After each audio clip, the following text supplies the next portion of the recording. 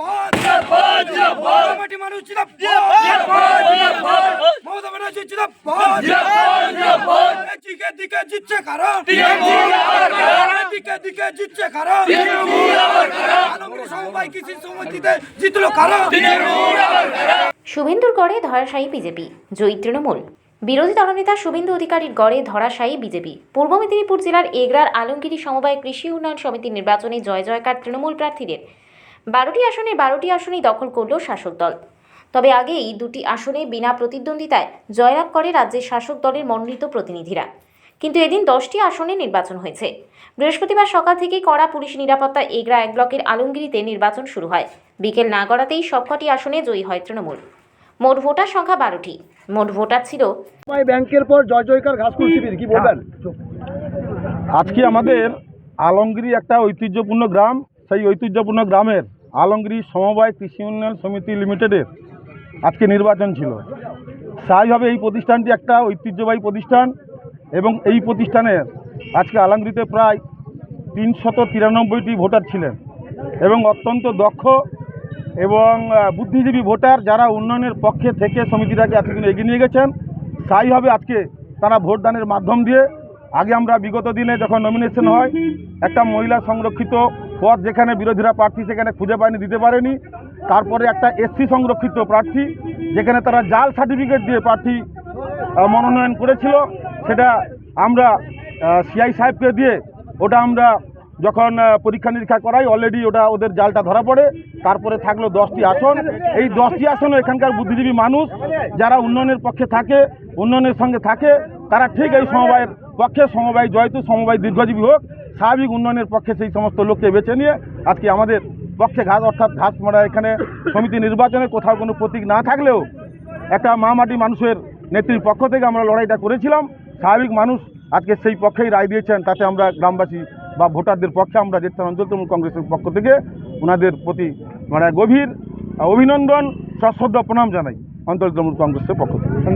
আমার নাম শান্তনু কুমার মাইতি, অঞ্চল সভাপতি জেঠান অঞ্চল। আজকের আমাদের আলমগীর সমবায় সমিতি লিমিটেড তার নির্বাচনে আমাদের 12 জনের মধ্যে আমরা 12 জন নির্বাচিত হয়েছি এবং আমরা মমতা ব্যানার্জির আদর্শে উদ্বুদ্ধ হয়ে যে আমাদের যে প্যানেলটি দেওয়া হয়েছিল 12 জনের, তারা প্রত্যেকেই নির্বাচিত হয়েছেন।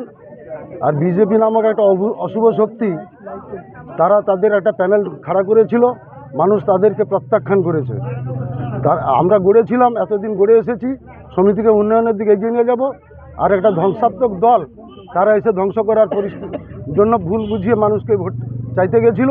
সাধারণ মানুষ তাদের বুঝে গেছেন, সাধারণ মানুষ তাদেরকে প্রত্যাখ্যান করে উন্নয়নের কাণ্ডারি হিসাবে আমাদেরকে বেছে নিয়েছেন। জয়তু সমবায় দীর্ঘজীবী হোক। ভোটার কত? মোট ভোটার আমাদের 393 জন। ভোট পড়েছে টোটাল কত? আর 380-70 মতো। আপনার নাম? অমল কৃষ্ণ আইচ। মোট আসন সংখ্যা 12টি। মোট ভোটার ছিল 393।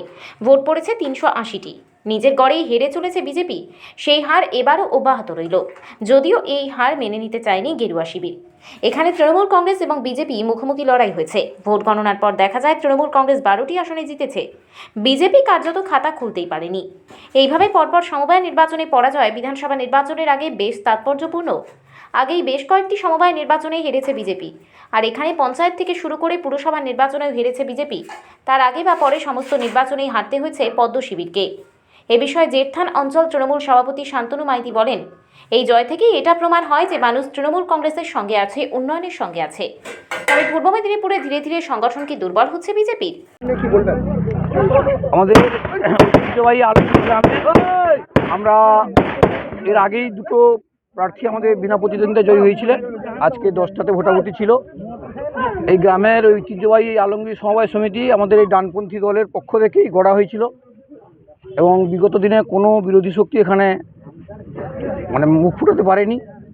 আজকেও আমাদের আলমগীর গ্রামবাসীবৃন্দ যথাযথ তাদের ভোটাধিকার প্রয়োগ করেছেন এবং আমরা বিপুলভাবে প্রায় 1/4 ভোট নিয়ে আমরা প্রতিটা প্রার্থী জয়লাভ করেছেন এবং যারা ভোট দিয়েছেন তাদেরকে আমি দলের পক্ষ থেকে ধন্যবাদ জানাই এবং কৃতজ্ঞতা জানাই। সব্যসাচী দাস। আলেঙ্গিরিতে সমবায় সোসাইটি ভোট ছিল, আমরা সেখানে জয়ী হতে পারি না। কারণ আপনারা বুঝতে হবে যে কীভাবে ভোটিংটা হয়। সেখানে লোনি মেম্বাররা ভোটার হয়, অথবা 50 টাকা দিয়ে ওরা মেম্বারশিপ অ্যাপ্লাই করতে হয়। কিন্তু ওরা কি করে, বহুদিন ধরে সমবায় সোসাইটি ওরা দখল করে রেখেছে। তাই ওরা বুঝতে পেরেছে যে পরবর্তী যখন ভোট হবে আমরা ভোট করাতে পারি। তাই তারা নিজেরা কি করেছে, নিজেদের লোককে বসিয়েছে, ভোটার তৈরি করেছে। আপনারা জানেন যে সমবায় সোসাইটিতে যত বেশি মেম্বার হবে তত বেশি সমবায় সোসাইটির উন্নয়ন হবে। ওরা উন্নয়ন চায় না, ওরা শুধুমাত্র ভোটের রাজনীতি জানে। তাই পশ্চিমবঙ্গব্যাপী ওরা এইভাবে করছে। তাই আমরা চেষ্টা করেছি, সামান্য ব্যবধানে ভোটে হেরেছি। কিন্তু আপনারা জানেন এটা গণভোটও নয়, 2026-এ গণভোট হবে। সাধারণ মানুষ বুঝে গেছে যে কীভাবে কাকে ভোট দিতে হবে। তখনই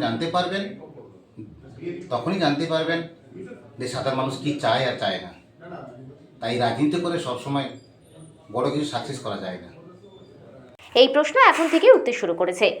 এমনকি সম্প্রতি এই এলাকায় কয়েকদিন আগে বেশ কিছু বিজেপির ব্লক স্তরের নেতা তৃণমূলে যোগদান করেছিল।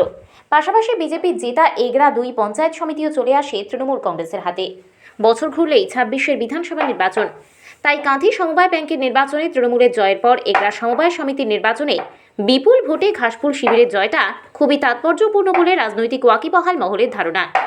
তবে এ বিষয়ে এগরা 1 ব্লকের বিজেপির বিরোধী দলনেতা তাপস কুমার দে জানিয়েছেন, আলমগিরি সমবায় সমিতির নির্বাচনে আমরা পরাজিত হয়েছি, কিন্তু ওই সমবায় বহুদিন ধরে তৃণমূল দখলে রেখেছে। তাই তারা নিজেদের লোককে বসিয়েছে, নিজেদের নতুন ভোটার তৈরি করেছে। ওরা কোনো রকম উন্নয়ন চায় না, ওরা ভোটের রাজনীতি বোঝে। তাই এভাবেই রাজ্য জুড়ে নিজেদের ভোটার দিয়ে নির্বাচন করে জিতছে। আমরাও চেষ্টা করছি, সামান্য ব্যবধানে ভোটে হেরেছি, এটা কোনো গণভোটও নয়।